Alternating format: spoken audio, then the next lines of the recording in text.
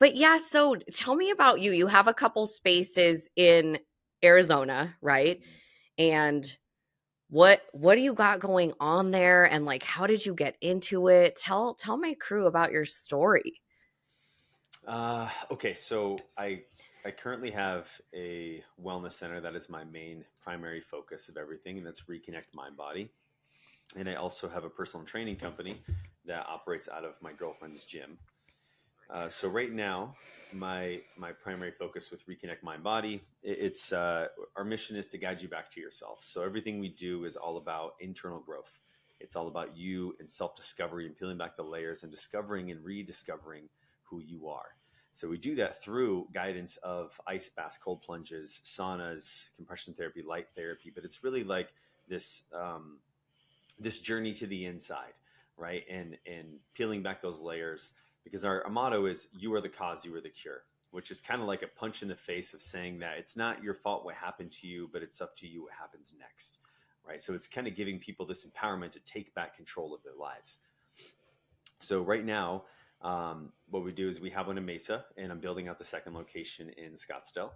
So super excited for that. We are actually, it's moving along really fast. We're probably 3 months out from opening date, which is crazy to think about. Wow. Yeah, and so my other side with the movement side of things, I've been a movement professional for 17 years. So for me, kind of getting out of that and having my trainer kind of take over my company for me, he does all the same type of trainings. Everything we do is all about human biomechanics and movement to help people not only just with their posture but also with their overall biomechanics and how to move pain free and more efficiently. I have no interest in these conversations at all. No, it's so funny when I had first met you, everyone was like, "Oh, wait till you meet Jeremy," and I was like, "Well, I can't wait to meet him. This is so exciting." So it's really interesting. So, Jeremy, welcome to the show. This is the Movement Mentality podcast. It's a movement mentality, right? Like you have to have a certain type of mentality to move through, move forward, move around, move under, all the moves. And so I love connecting with people like you who also has their whole life revolved around this type of mentality. And what you said quickly in it's because it's so ingrained in you is if we broke down a couple of the things that you said and just paused, those are really powerful statements. I mean, they could like dart through someone's heart, like the cause, and you're not what happened to you, but you are responsible for what happens next. And it's like that's the whole point of the podcast. Mm. So it's really serendipitous that you just naturally are that way and you're doing things in this world while you're here in this lifetime to contribute to people in such a way. One of my first thoughts was like, well, how long is the personal training business going to last? If you've got these two spaces, they are going to need 100% of your attention, I'm assuming. But it sounds like you're already phasing that out. Is that correct? That is correct. And I will say it already has been, it's been a rough couple years of trying to manage both, and Yeah. when I first opened to Reconnect, I was still working full time as a movement coach. So I was training. I would say my average work day on average was 15 to 16 hours per day. And that's no exaggeration because I had to open Reconnect, work for a few hours, bring a staff member in, blah, blah, blah, go over, train client for a few hours, then come back over, do it again, and then go back and finish training clients. It was brutal, but it all worked out in the end. I had a lot of faith that I was doing the right thing, and I knew that it was gonna demand all of me to be able to discover how I can make this work. And so I've been, slowly phasing out of the training world, although I do love it. Like I just absolutely love working with people and doing that, but it's too difficult to operate something like Reconnect, which is truly a whole new model of doing things. Like everything that we do there, and if it like when you come in and experience it, it's basically we have partnerships with therapists and counselors, and they come to us for their own release and processing after sending their own patients to us So my girls have, like Mm. my staff, they've really dove into and adopting our values and being able there to hold space for people, but then they have to hold space for each other to help with their own healing. So it's just this whole demand that requires so much energy and effort all the time, 24/7, that building the right team and showing good leadership by being there and showing up for them and trying to build this thing is so vital that I can't really be in the personal training world and still operate here at full capacity. So that's where like getting my trainer to fully take that over is it's almost done. I'm almost in that phase. I just have a few more things to work out, and then I'll be 100% committed into the side of Reconnect. Oh, that's so awesome. I mean, I love to talk about business. So, um, good for you and the person taking over your clients. I mean, they're walking into this like successful, already built, established thing. So that's a huge win for them. It's a huge win for you, for your clients, and not splitting your energy. And, so how did the second space come about? Like, was your first space already like profitable and thriving that you were like, we have to open another one? Or how did that happen? Actually, I hit this point where I decided I wanted to play the long game, and I wanted to wait because after the first year of being open, I just this overwhelming feeling of these places, people are going to be opening up a business like this everywhere. I could just feel it. It was just, I was getting a lot of weird conversations, and people were finding our Instagram and literally traveling from other states to come and be like, "Oh, I found you guys on social media, and like, I want to open a place like this, you know?" And then they're like, filming everything and stuff, and you go, okay, like I see what's happening. And we had some pretty interesting moments of going like, sir, you can't film Whoa. this woman being guided into the water. I'm sorry, you can't do that. Like you know what I mean? We had to have a lot of these moments where people were literally coming from other states. Like it happened several times to To see what we were model doing. off of you. Yeah. Yeah. And that's where I told my staff, I said, look, um, there's going to be a lot of other companies opening up doing the same thing. I was like, so we need to be ready for that and know that we need to stand strong to our brand and what we are and what we do and why we do it, and not worry about any of that. Like there is no competition with this. It's just everyone's going to have their flavor of tea, but just be ready for it. And so, with that being said, I decided I'm not going to open up a second location until I let this all unfold and I build my brand and my staff and invest everything into them, the people. That way, we will hold strong through any storm. And we have. Now we've been open over 4 years. And I decided I'm either going to open a retreat center, I'm going to create a travel version of Reconnect, or open a second location. Wasn't sure what to do. And I kept praying and praying, and like God just wasn't giving me the direction. And I'm like, oh, like I just don't know what all three of these options are great. I guess it's like maybe it's what I want to do, you know? So I started really thinking about it. Then a buddy of mine came to me in the middle of me having this tussle within my mind. And he actually came in. We shot some social media content for him and walked him through an ice bath and things. And he goes, "Hey man, I got to tell you, God's been pushing me to tell you this." And I was like, "What?" And he says, "You need to open a second location in Scottsdale." And I was like, I knew, I could feel it in that moment. Like that's actually what I was looking for. I was waiting for God to come through in some way. And he used this man to say this. And I was like, really? I was like, Scottsdale. He's like, I'm telling you, he's like, I got this strong pull, man. Like I have to tell you this, like, that's where you need to go. And I did share. I was like, that wasn't where I was intending on going at all. I was planning on going to like Gilbert and Queen Creek. Uh, I kind of was being pulled like that's where I wanted to go. But for him to say that and how confident I mean, he really said it with conviction that I knew. I said, okay, like that needs to work out. And so he set up a meeting with one of his realtor buddies, and we went to his office and sat and talked and things. And they were just such professionals, and they found a few locations for us to check out. But then he said, I think there's this place by Impact Church. I think there's one building in that area that you might need to check out, and it might be just right. What do you know? Sure enough, there was one building, and I have this thing that I want to do with every location of Reconnect. I want it to be an end cap with like open window space or a standalone building with a lot of windows. Because Mesa right now has that, where you have the sun that shines in on our tubs all the Oh. time, and I have like hundreds of plants in there, so you're like literally in the garden forest, and I want to make sure I hold strong to that. And of course, the building is an end cap with windows all along the side, the same exact side with a private patio because it was a restaurant before. And it's so fascinating how it all worked out. There's the exact amount that I could afford that I was looking for overall, like rent wise, that the exact size, Wow. like we're talking the exact size I was looking for within 100 square feet difference. I was like, okay, this is definitely meant to be. So it was pretty incredible. That is a crazy story. I have friends that go to Impact. Like, that's crazy. Okay, so wow. So obviously you trusted the guy who's getting this message. All like right? Like you trusted him with his message, obviously.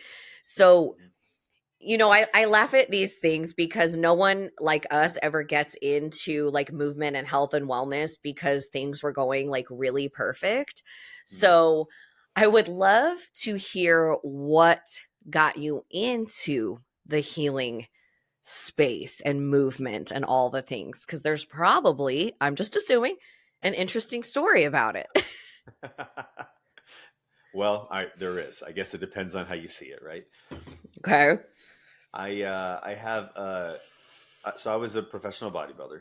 I competed in national Okay. professional bodybuilding, and that was my thing. I just I wanted to get as big as possible, and I wanted to become like Captain America. Basically, that was my secret mission behind it all. And my body I have a condition called EDS, and there's several different types of it. It's a connective tissue disorder. And the variation that I have leaves me with extreme hypermobility. Like everything is extremely stretchy. So all of my joints just naturally dislocate. Like you can just stretch them as far as possible. Like there's literally no end point for any of my joints. They would just go until they just dislocate.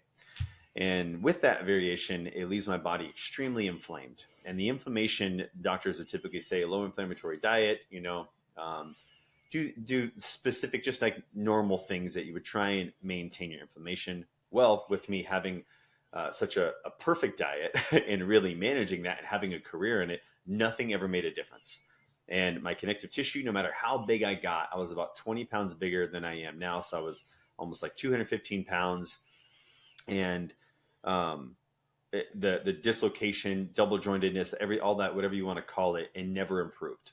So for me, like my legs were massive, and I could not even stretch a day in my life, and I could drop in any direction of splits that you asked for. I could take both of my legs and put them behind my head, even though they were really big. And this is again zero stretching. Wow. Like if I stretch, it makes things worse because it's going to add to the hyperphacidity, which I already have. So with the constant pain that I would have every day, I was just looking for answers, and I'm like, there's got to be a way around this. And doctors would just say that when you get to like you're getting closer towards 50 years old, you just got to be a little more careful because you could step off a curb and just blow your knee out. Because the hyperflaccid is the flaccidity within your tissues is so extreme that this is typically what it tends to be the end result is that you end up getting injured really easily once you hit like that mid range of life. And to me, I'm like, Mm. that's crazy. I will not be that person. I will not let that happen. So I started to dive in to try and figure out what this even is, and I discovered fascia, and I discovered really what connective tissue is and how our bodies have compression and tension, and how it's when we have too much of one or the other in a certain area, this is what causes complications. So we can't get rid of compression, we can't get rid of tension. It just needs to be distributed somewhere else throughout the body. So I started to dive into things like functional movement, but like real understanding of what functional movement is and how it's tied to our gait pattern and why my gait was so terrible, and all these things were starting to unfold. But the main point of all of it is I was trying to find answers for how to get myself out of pain. Right? I wanted to be pain free. I wanted to move better. I wanted to be able to be 50 years old and I could still run and jump and dunk a basketball. And so Yeah. yeah, so that's what kind of led me down the path of finding different things. I discovered Dr. Joe Dispenza, and I discovered Wim Hof, and these guys were talking about power of the mind and all these things that were scientifically proven to be not be possible, and they were doing the impossible. And that was something that I always believed was possible because I am a man of faith. I'm a man of God, and I do believe that miracles do happen. And I think there's so much that can happen in life that is way beyond this simple black and white view of it. and seeing these guys talk about these miraculous things that were happening. Like Joe Dispenza's story of being paralyzed from an injury, that the nerve endings were dead, to him actually meditating and breathing them back into life, and now he walks and teaches other people to do the same thing. You're like, okay, I can get down with that. I can get down with that. That's a pretty incredible thing to witness, you know. And the story of Wim Hof, just to make it simple, for him to use the cold and feel called to go into cold water and to heal his anxiety, his depression, and to manage all of his emotions after his wife passed, and all these things, where he was taking his life back just by going into cold water and discovering the power of his breathing. And that turned him into being this incredible leader of teaching people how to do the same thing. Even so, to where they did that study back in 2013, 2014, where they injected him with the strain E. coli, and he removed the E. coli within 15 minutes, like removed it from his body, as in there was no more. So you just go, how's that even possible? That means you activated the autonomic nervous system, which should not be able to be activated at will on your own. It just runs automatically. And he influenced it all by himself. And so they say, okay, maybe he's got something special going on that we just haven't figured out yet. And he said, no, I could teach anyone how to do it. So they brought men and women, a group of 20 people, to come down. And within 3 days, he trained them his full method. And at the end of that week, they did the study on all those people. The longest it took someone to remove the E. coli was 90 minutes. And then the control group, where everyone was injected in with the same strain in the other room, looked like they were dying.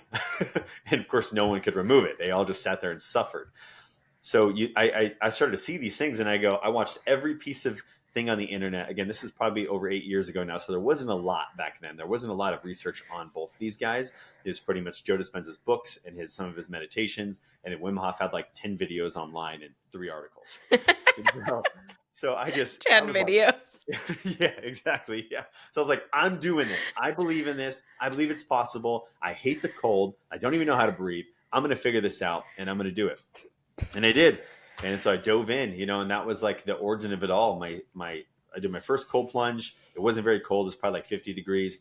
Second one was a week later. I said, I'm going all in. I packed that thing full of ice with minimal water. So it was about 32 degrees, and it was 41 degrees outside underneath the starry sky, pitch black. I put my horse trough in my rocks.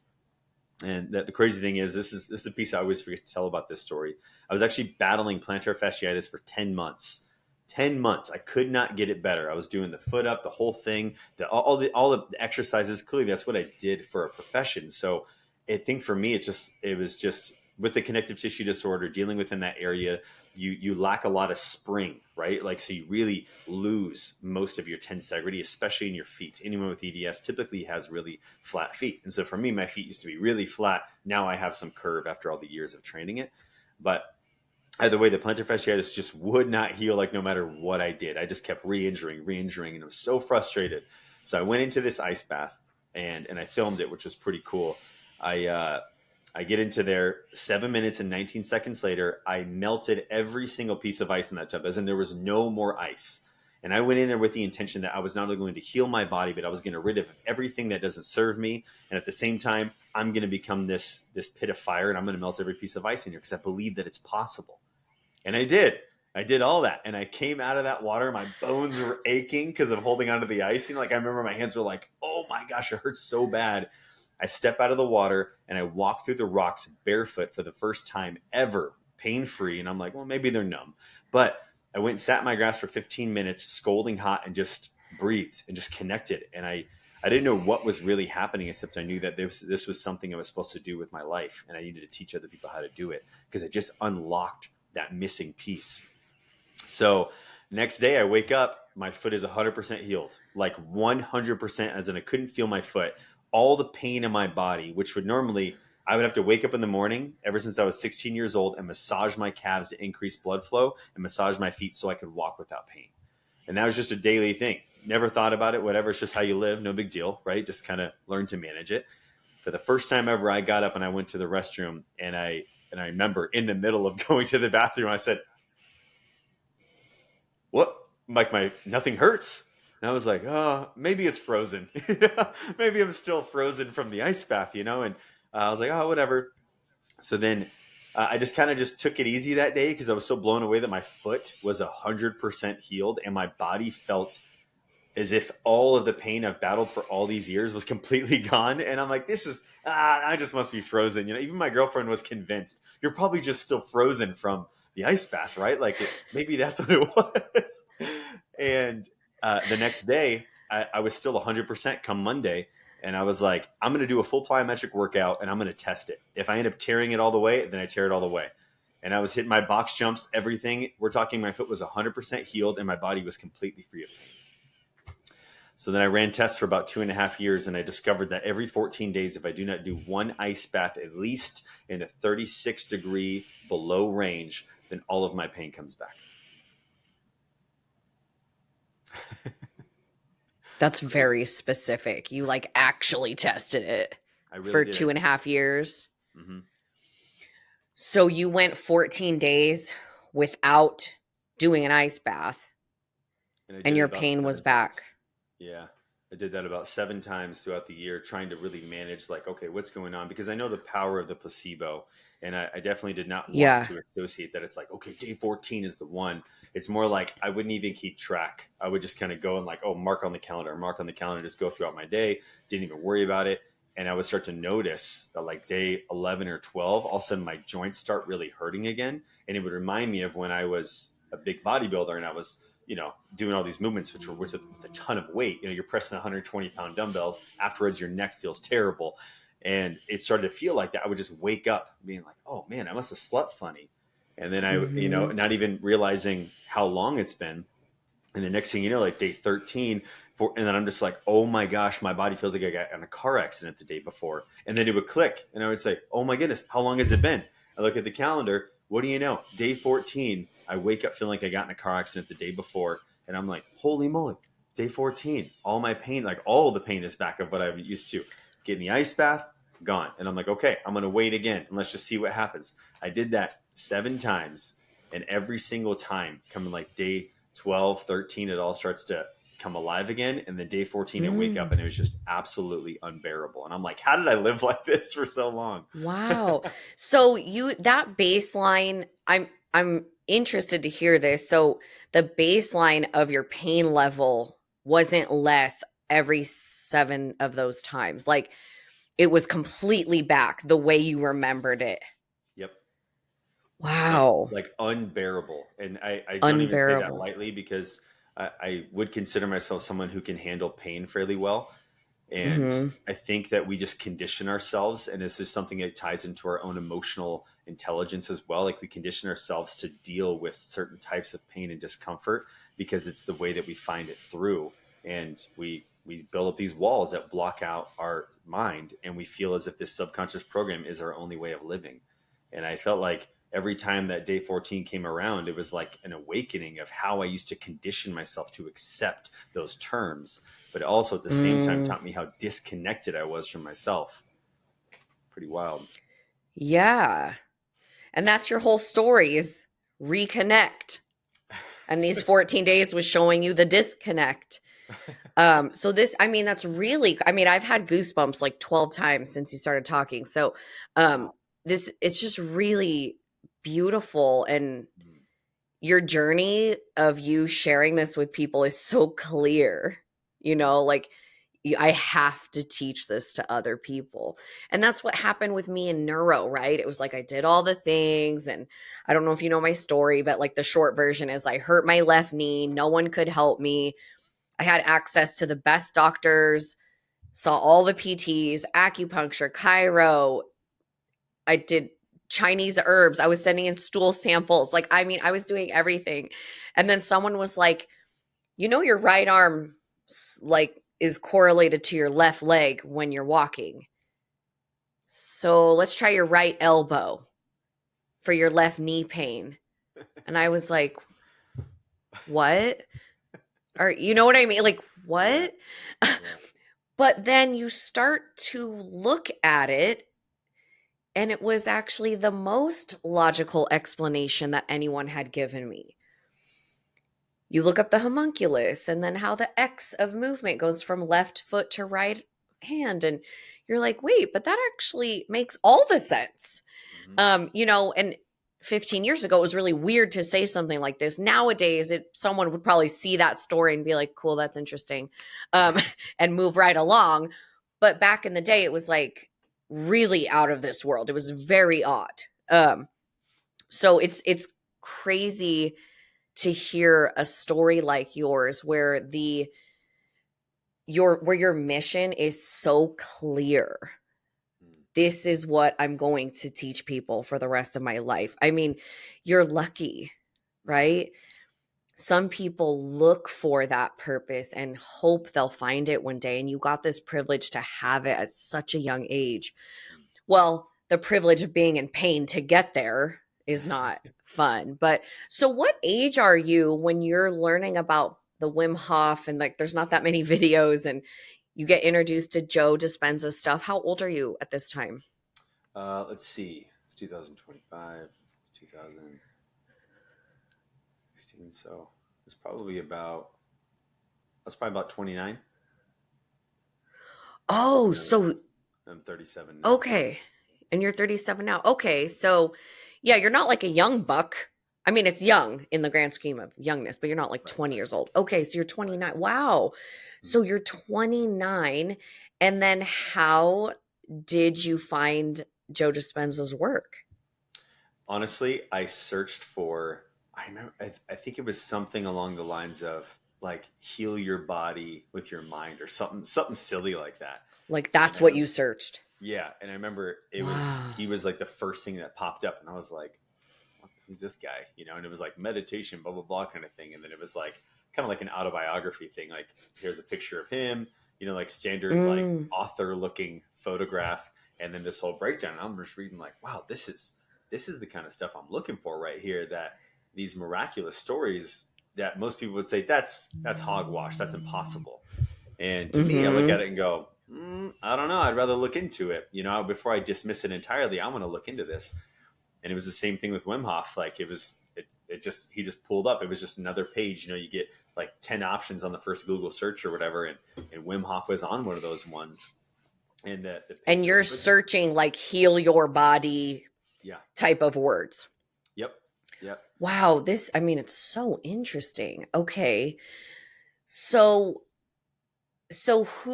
what kind of people do you attract in your Reconnect space? I'll say space for now because the other one isn't open, right? Gonna That's be. correct. Yeah. But so at in the Mesa location, so what kind of people are coming to your space? I love this question because I love answering it like this. All humans. Yeah. And I mean everyone. And I'll give you a breakdown here. We have people who are in their 80s that are battling things like Alzheimer's, neuropathy, cancer, you name it, all the way down to 8-year-old kids who are getting bullied at school, battling their emotions, dealing with suicidal ideologies, and everyone in between. And right now, we have a partnership with the city of Mesa, so we have access to all the firefighters, all the paramedics, all the police officers, and we have a lot of those that come in. But the majority of our members, I would say, are moms. Like I would say, mothers that come in, and a lot of times they'll bring their kids. We have a lot of, I mean, anyone and everyone that you can imagine that is dealing with any type of condition that is on the table, the stage 4 cancer to just Hashimoto's to, I mean, it literally, you name it. And I could give you a breakdown of all of our members and you would say, wow, every type of person comes into Is Reconnect. And here. yeah, and I think it's really fascinating how that is. We don't really attract one category of person. Like we really bring in humans. Yeah. Okay, so how do you do this logistically, okay? Because there is such a spectrum. So Mhm. how does the person coming in know what to do or shouldn't do? I think, for one, if I were to try and simplify this, I would say it starts with curiosity, right? People get Hmm. curious about hearing about these therapies, but more often than not, it's actually because someone told them their experience and how transformative it was. And I say that because when you come into Reconnect, we treat you as if you're the only one in the room, yet we're helping you be a part of this awesome community that you can connect to. And so with that being said, you look at people are always looking for something, right? So they're curious about whatever that thing is. Maybe they don't know what it is. And how often this happens, or someone comes in and says, I'm here for some back pain, right? And I heard that cold plunging and ice baths and the light therapy can help with my back pain. Then, after they've been in the space for 25 minutes and they've gone through sitting in compression and just experiencing the environment, they come out and then we're getting ready for the water. We have them rinse off and they come over and then they share that they've been battling depression for 2 years and they don't know how to get out of it. And then no one's been able to help them. And you go, that's why they were called here. That's the real reason. This over here was the mask of like, I heard this helps with this. I'm going to do this. But really, when you give someone enough time and if they feel that the environment or the individuals around them create this safe opening, then the truth comes out. And that's what I love watching unfold inside of our space. And this is why I every little detail matters when it comes to my center, is that I bless it every day and I pray that the right people will come and that those that do show up will have this overwhelming sense of safety, that they'll expose their truth. That way we can actually help them. Because seeing the motto, you were the cause, you were the cure on the wall is difficult to digest at times because you're thinking, well, it's not my fault, and then you realize that you're stopping curiosity because you're choosing victimhood at that point, right? And we just go, that's what we're trying to teach people not to do. Like, take back control of your life, right? But the only way we can do that truly is by actually surrendering. Like all these modalities, like breath work, ice bath, you name it, it works through surrender. And that's why the environment and all these things that we do, I always hope that it calls in those that are willing to surrender. But oftentimes we get the folks who are the opposite, that are like, no, I want to control all these things. But I've trained my staff to be really patient with that and just realize that everyone has a story to share and everyone has their own trauma, their own experiences, and they're basing this moment off of those previous experiences. So we need to show patience, love, and grace. And when we hold that space, eventually that person will open that door. And that tends to be the case for at least the majority. Yeah. Okay, so you why do you think you care about doing this for other people? Because of what you went through? Yeah, I think that's like the big driver for me, and like that's where my heart is so into this, because I've been there. I've battled depression. I was an alcoholic. I was the king of masking my emotions. I I can't blame it on my parents because I look at it and say they did the best they could with what they had. Maybe they didn't have the skills, right? Because some parents have those skills and they're able to teach that to their kids, and now they grow up in being these awesome individuals that can help other people or just succeed in their life. My parents didn't have those skills, so I had to go out and learn them. And so for me, I look at it and say, how many other people are in my shoes that have not been taught this stuff and that have been um, a victim to their own thoughts, and that they say, hey, I don't know how to deal with that, and this is just how I am. So this is my life, right? These circumstances are going to dictate how I live my life. And once I broke through that and the veil was lifted and I saw the truth that I was the whole sole reason that all this was happening to me, that I had a fear set mind all the time and that I was living as a ball of anxiety and I had no idea how to handle my emotions, that's all on me. I can't put that blame on anyone else. And so I really saw the reflection of how many other people feel that way. How many other people are holding on to their pain and identifying with their pain or identifying with their disease, and it's just overtaking their mind, and now you're shortening your lifespan. So I feel like that is my biggest personal driver, is to wake people up to that and give them that power back. Because when you say, I am the cause, I am the cure, I'm taking full ownership that Missy, you don't stress me out.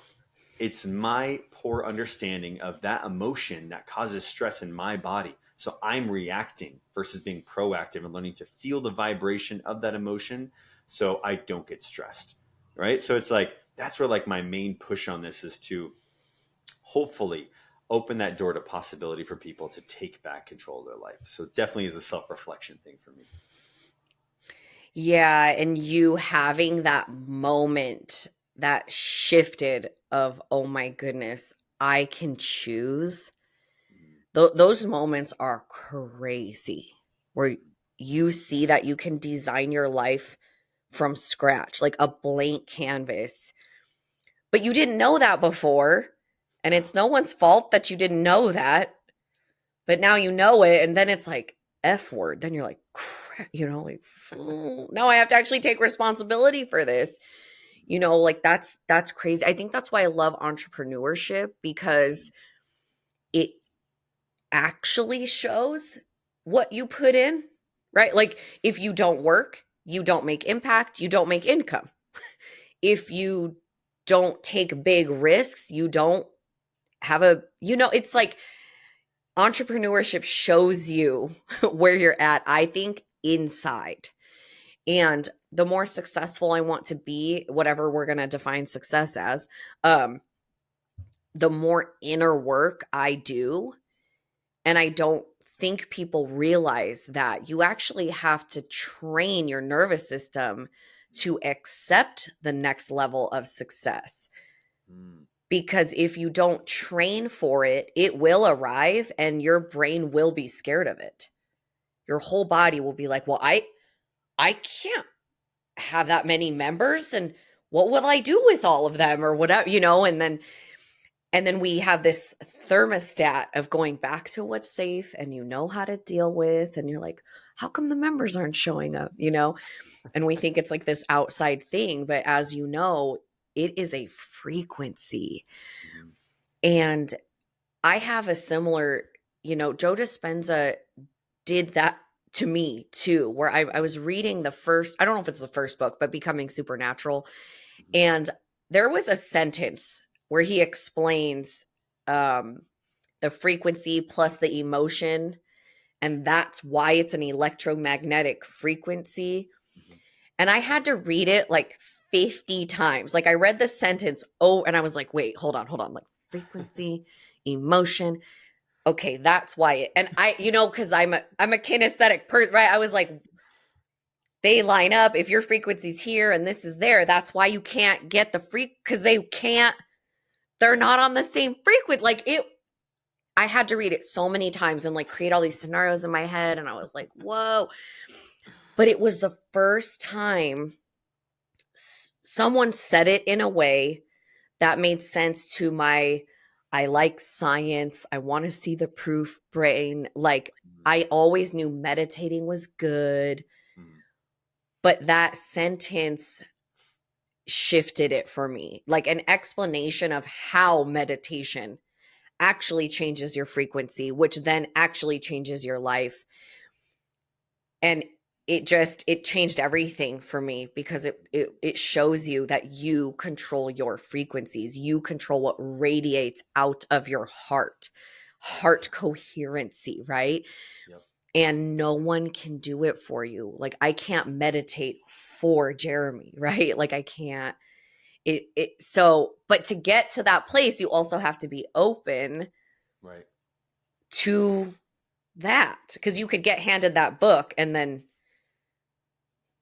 be like turned off, or you could open it and your whole life changes. So that's also another hard part, is just like the timing of changing and transforming, Mm. right? And the age, and in my opinion, when I hear the story, I'm like, wow, so you're 29, you had actually a lot of years of that other life.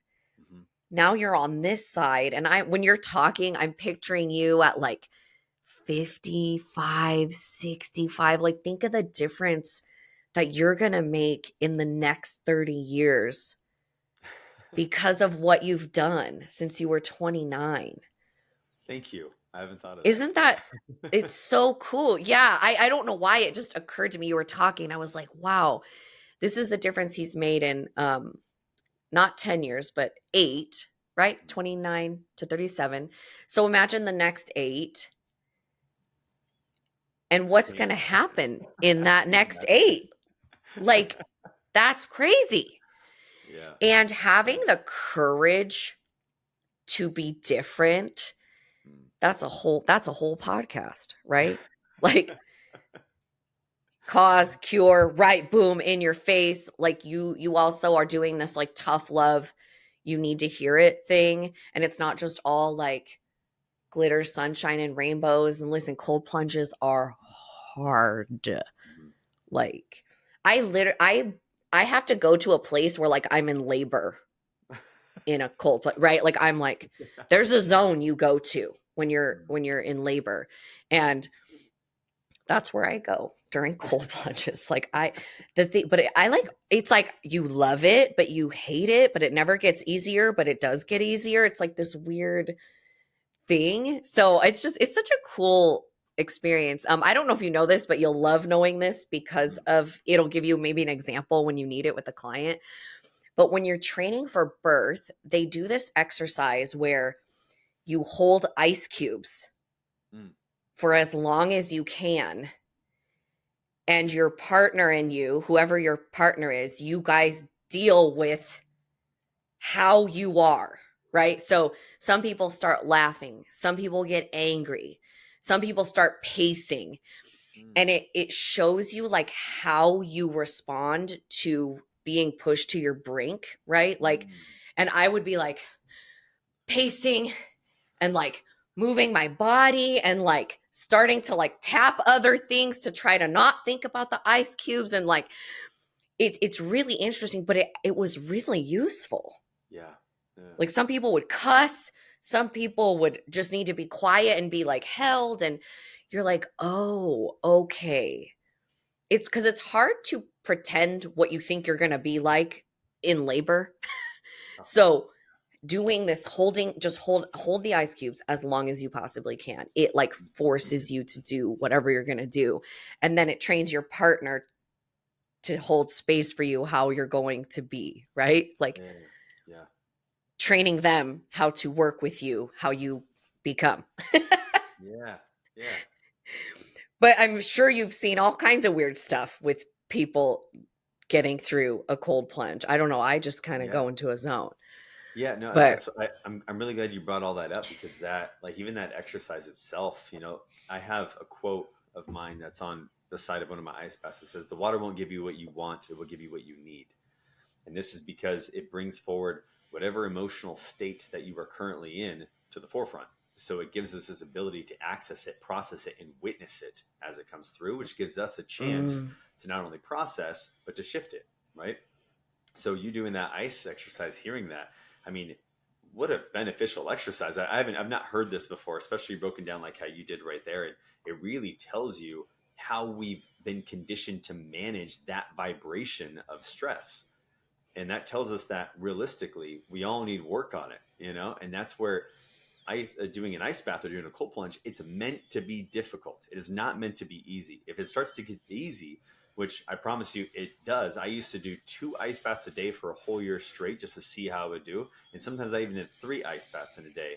But every time I would try and mix it up, right? Like find your center and things like how you talked about, like go into that so you can actually experience it and let your body process what it needs to. Then you can, come out and have this new level of mental fortitude. But that's only one tiny piece of the equation. A large part of it, though, is for us to gain access to our feelings.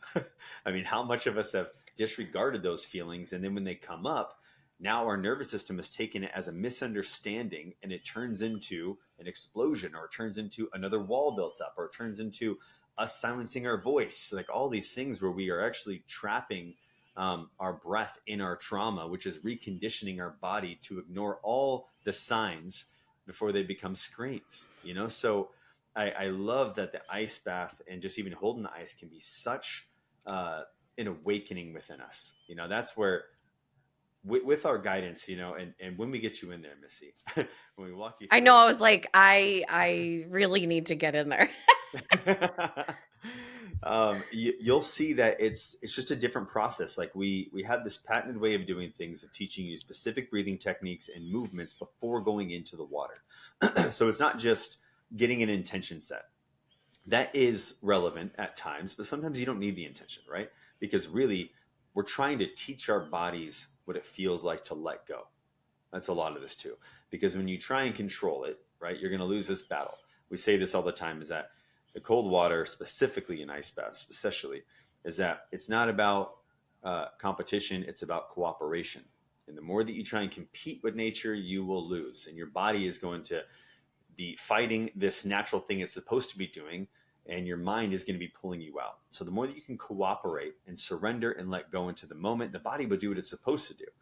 So this is where people end up having some of the most transformative experiences, because when they let themselves actually feel it, then the emotions start flowing and they'll start coming out in the way that they need to be expressed. Sometimes that is through smiling. Sometimes that is through wailing into the ice bath. Sometimes it's just a nice, gentle cry, or sometimes I've seen some of the most powerful transformations in my entire life through ice baths. We're talking, out of everything I've experienced in my life, I have never witnessed anything like when someone comes into our center and with our guidance and see how someone feels so safe to heal wounds that they have carried for 20, 30 years plus, that no therapist, no anything has ever helped them, because the ice bath and the environment we created gives them this opening to actually feel it and express it. So they're literally setting it free and shedding these layers of the old to welcome in the new. Like, it's like a full rebirth at times. It is so remarkable. Woo! Wow. Wow. I just see, I don't want to say so much potential because you're already like there, but like I just see what you've done, and it's not just cool, but it's just so healing and just so important and needed. And I'm just, I'm so proud of you for going with your gut and doing things that are hard, like opening a freaking wellness space. Or I don't know what you call it in a general term, like a wellness center, but like, what do you call, like, what genre is that in? Like, So now it's actually categorized, and insurance companies actually just made some changes too, where it literally, there's a category now called wellness centers, because I think there's so okay, many that have opened up. Yeah, so that's we what I'm just call it a assuming. wellness So, center. like, a Yeah. wellness center, but then that could mean anything under the sun. But you've done this thing that is hard. My husband owned a gym for 5 years. It is not for the faint of heart to learn the ins and outs of running a brick and mortar. And we were like, we're never doing that again. Um, just purely because it's just so much, and you're like, what? 20 grand overhead? And I have to come up with that every month? Like, you're just like, huh? Um, so it's the things people will never know that you do to make the space what it is. I can confidently acknowledge you for, because I know what it takes. And for you to choose it and then choose it again Yeah. shows where you are at. And it's really cool. And you're young. There's just like so much that can happen from here on out. So um thank you for being on the show and contributing to my community.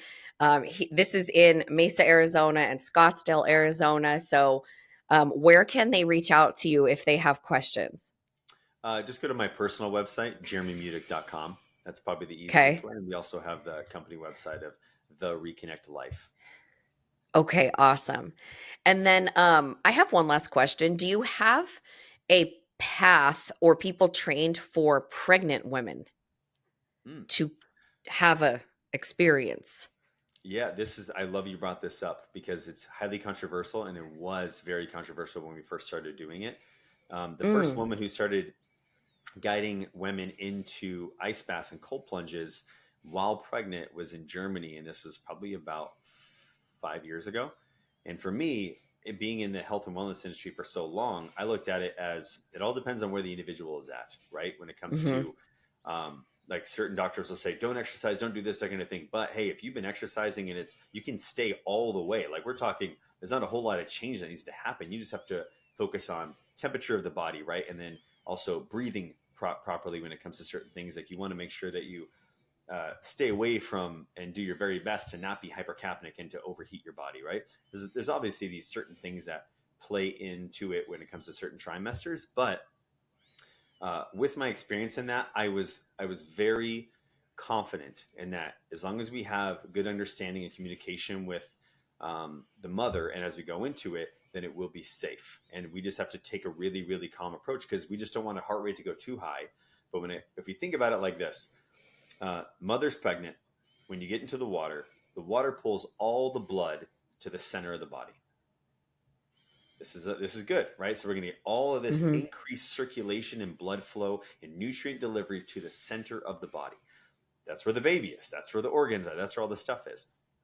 And so for me, it was like, if we can just maintain their breath and take our time with them and teach them to listen to their body and intuition, they'll know if something is off. Because as you know, you have this increased level of intuition when you're pregnant. It's like through the roof. Like you can't even control it. It's like this God-given gift of acknowledging that everything is enhanced. You go, how cool that is, right? So it is crazy. I tell people, like, I become Spider-Man when I'm pregnant. Like, I could hear a feather landing on a carpet when I'm pregnant. Like, I can, though. Yeah. Like, I can see an ant on a side. Like, I become Spider-Man. Like, it is the craziest thing.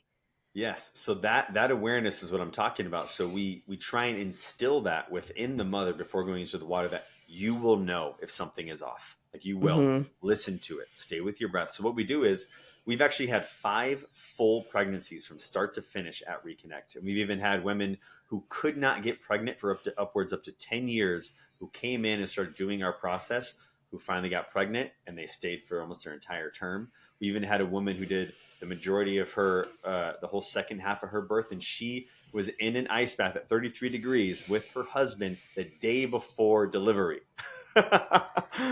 Incredible. We have all of it on video, and we have some amazing moments that have taken place. But again, a lot of this just comes down to the current health of the woman, of course, but a lot of it is their beliefs and how much they trust their bodies.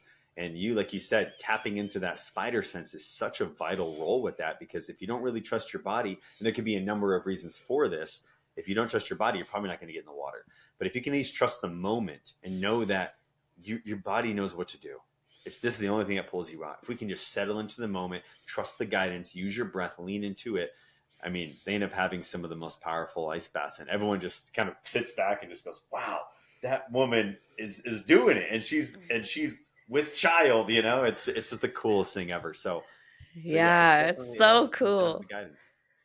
Okay, awesome. Thank you so much for coming on the show. It was so nice to connect with you and spend time with you. Thank you for all that you're doing for the community around you, and then the domino effect of that. I love acknowledging you for that. And they can reach out to you on your personal website. It'll be in the show notes. And thanks for coming on. Yeah, thank you so much for having me, Missy. This is great. You're welcome. Okay, bye.